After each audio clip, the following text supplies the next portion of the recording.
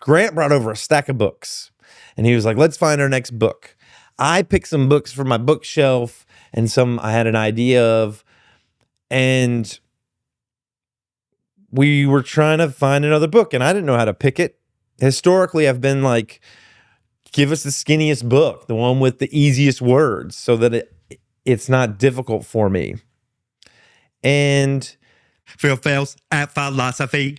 Learning oftentimes is in this difficult realm, this difficult stage between like knowing and unknowing. There's this little discomfort. So I didn't want to lean into that, like easy words, easy concepts. I wanted something in the middle. You know, they talk about that idea that growth happens at this sweet spot between what you know and what you don't know. If you pick something to learn that's, super simple, like if I was going to learn the ABCs or elementary math, it wouldn't capture my attention because I've learned that. I know it. It's solid for me. So I would get bored. And the same can be said for something that's way above my knowing, way above what I'm aware of and what I know. Yeah, what I know. If we picked like some kind of super difficult physics or like the highest level of calculus or, quantum physics or something like that, I would also get bored because I don't know how to make sense of it all. I don't understand what's going on. So the sweet spot is like right above what you don't know, so you can maybe draw some experience from what you already know to get you up to what you don't know. And you can also ask questions, and you can figure it out. It's not too far afield. It's something that you got a chance at understanding, and it'll be a little uncomfortable. That's part of the learning process, is discomfort. But you won't be bored. You'll be excited because it's almost like you can almost grasp it. Just a little bit more work and you'll be able to grasp it. So I didn't know how to pick that book. We had a stack of books. So what I decided to do was email all of the authors of the books. It was like 10 authors I emailed. And wouldn't you know, one of the authors responded to my email. And basically the email said, hey, we got this show on philosophy book club, where I, the host, talked to a professor of philosophy about concepts and ideas.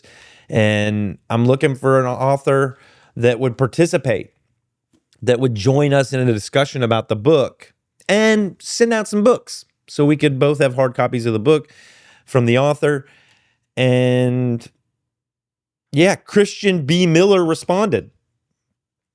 He said, heck yeah, I'll send you out some books, and I'd love to participate in a conversation about the book, The Character Gap. The byline is, how good are we? The Character Gap. He's a professor at Wake Forest. He studies character. He had the Character Project for a long time, and now he has the Honesty Project. He's a